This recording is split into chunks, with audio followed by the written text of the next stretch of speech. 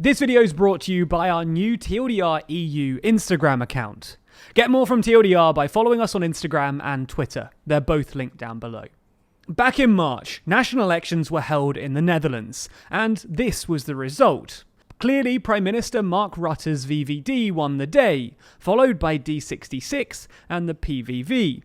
However, as you can see, the Dutch lower house has a lot of parties, and it's now more fragmented than ever. So today, almost 6 months after the election, the fact is felt stronger than ever. The Netherlands isn't even close to having a government. So in this video, let's talk through what's happened since March, why getting a government has proved so difficult, and what the prospects of getting one are. Normally, when the Netherlands has an election, a new parliament is installed and a so-called informer is appointed. This senior individual is someone with a significant degree of experience and authority in politics, and they're tasked with finding what coalitions are possible. Then a so-called formator is appointed. Again, typically a senior political figure, though often from one of the major parties, who officially starts coalition negotiations until they either succeed, in which case a new government can be installed, or they fail, in which case a different coalition has to be tried.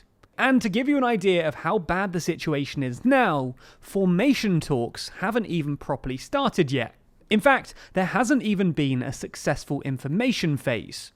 Trouble started back in March, when informer Ollengren walked outside carrying a confidential document with meeting notes. The press managed to get a shot of this piece of paper, and spotted 4 words that would cause a political avalanche: Pieter Omtzigt, office elsewhere.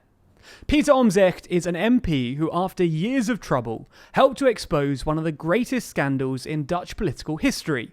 That scandal led to thousands of parents incorrectly being branded as fraudulent by the tax office, pushing many of them into great amounts of debt. To make matters worse, Prime Minister Rutte was exposed for not telling the truth. When asked whether he remembered talking to Omtzigt, he denied everything. All of this made it seem as if Rutte was trying to get rid of a political rival behind the scenes. And as all of this got worse, a no-confidence vote followed, which Rutte barely survived. The informers were then replaced, and the information phase had to be restarted. Informer Chink Willink was then appointed, and he did succeed to some extent. He managed to compile a report on how they should proceed, although he did conclude that the difference between parties was very large. Something that was proved to be right, after another round of information was started under the supervision of informer Hammer to see whether some sort of formal negotiations could be started between the parties. But again, this was to no avail. So the VVD and D66, the 2 largest parties, agreed to write an open-ended draft agreement for other parties to hook onto later. And this draft is now available. The big problem, though, is that no one was interested in hooking up with them. The neoliberal VVD, Rutte's party and the largest in Parliament, argues that a coalition with economically liberal and socially progressive D66 without any leftist parties is the most logical coalition politically. However, D66 believes that in order to honour the progressive mandate it's gotten, and the losses of conservative parties like the Christian Democratic CDA and the nationalistic PVV, the coalition should be as progressive as possible, and should contain at least one leftist party.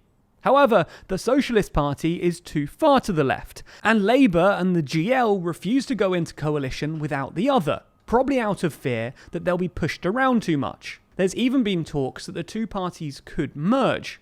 Other than that, the Christian Democratic CDA isn't keen on a coalition with a leftist party either, and any cooperation with former coalition party CU, a centrist conservative Christian party, has been categorically ruled out by D66. And everyone's ruled out working with PVV and the strongly conservative and anti-COVID FVD because, according to them, they're too extreme. The result? Well, everything is just plain stuck, and no one can agree to work with each other. So, how do things get unstuck? Well, as informer Hammer has just revealed, she thinks the most feasible option at this point is a minority cabinet. For obvious reasons, this is a generally disliked option. Hammer herself has called it greatly dissatisfactory, greatly troubling, and substantially unnecessary. And that's because a minority cabinet is a cabinet supported by a coalition in Parliament without a majority, which means that to get things through, the minority cabinet will have to negotiate with the opposition on everything.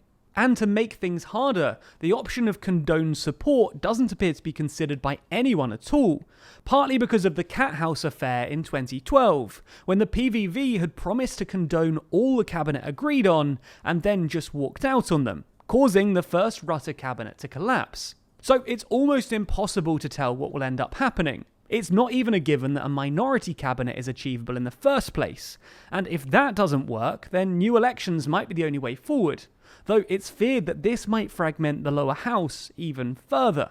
Meanwhile, distrust in politics and in The Hague has never been greater, and criticism of the malfunctioning Dutch democracy has never been stronger. Anyway, what do you think will happen next? How can the Dutch finally find a functioning democracy? And is that going to happen anytime soon? Let us know your thoughts in the comments below. Also, as I said at the start, be sure to follow us on Twitter and on Instagram for updates on European issues as we roll out those new accounts. We also have accounts for the UK, US, and global news. So go on, give us a bunch of follows. It really helps us out. Also, be sure to subscribe to the channel and hit the bell icon to be notified every time we release a new video. Special thanks to our Patreon backers who make videos like this one possible. And if you want to see your name at the end of videos, then you too can back us on Patreon. The link to that is in the description.